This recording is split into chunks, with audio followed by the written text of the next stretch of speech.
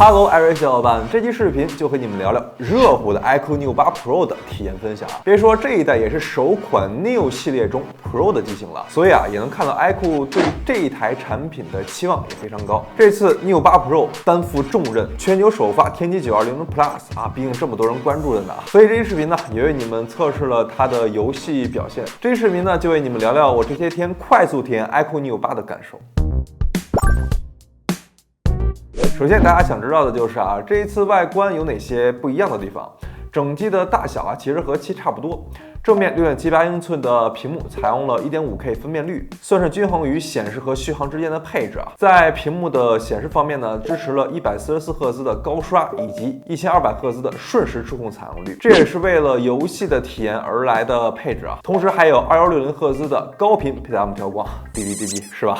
这两天的体验来看呢，这块屏幕的素质从目前的观感来说还不错，而且依然延续支持了双虚压感和双 X 轴线性马达，这也是成为了主打游戏手机的标配了。机身背面采用了素皮材质优点很多除了手感好之外呢，玩游戏久了也不留手汗和指纹。摄像头这次区域也变得更加贴合整个手机的设计了，在金属和素皮之间呢，还有一圈透明玻璃的过渡。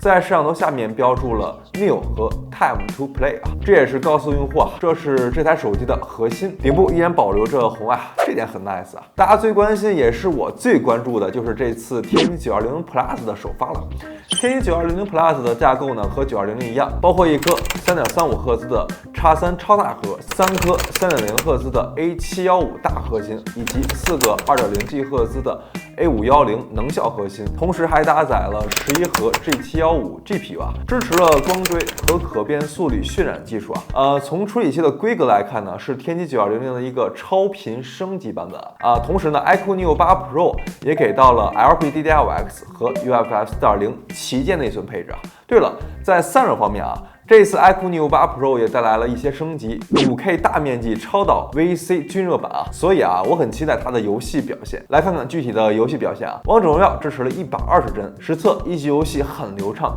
并且也很稳，一局游戏平均帧率为119.5帧。在和平精英中支持了90帧，实测一局游戏88.9帧，一局游戏的体验也很流畅，并且也带来了非常稳的游戏体验。那值得一提的是呢，这一次也将之前的独显芯片更换为自家的 V1 加影像芯片，带来画面插帧的游戏体验。例如插帧后90帧，一般是游戏本身45帧，插帧后45帧，合成90帧从而降低 CPU、GPU 的功耗。当然因为监测帧率的软件只能监测到游戏本身，所以一般插帧帧率图都是实际一半的帧率所以接下来我也分别测试一下原神的游戏体验首先不插帧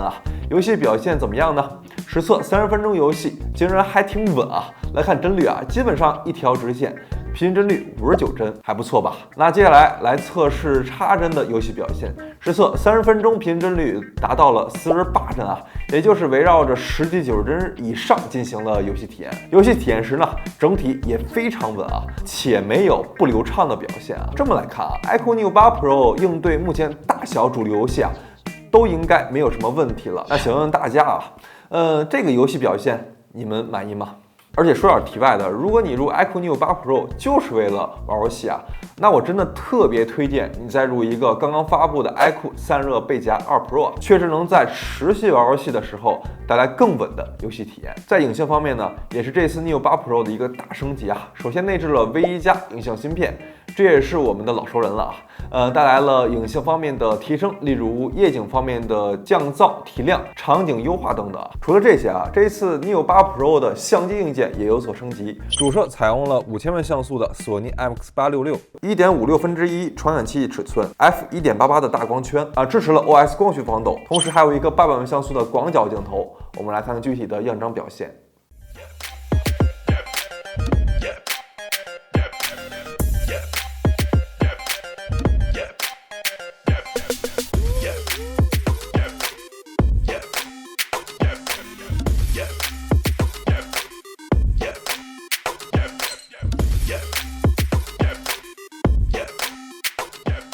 这2年游戏手机对于续航的需求也是越来越高了啊，主要是谁都不想挂着根数据线在那玩游戏吧。那这一次 iQOO Neo 8 Pro 内置了5000毫安时电池，算是目前旗舰机都配有的大电池了，而且随机配送了120瓦有线快充啊。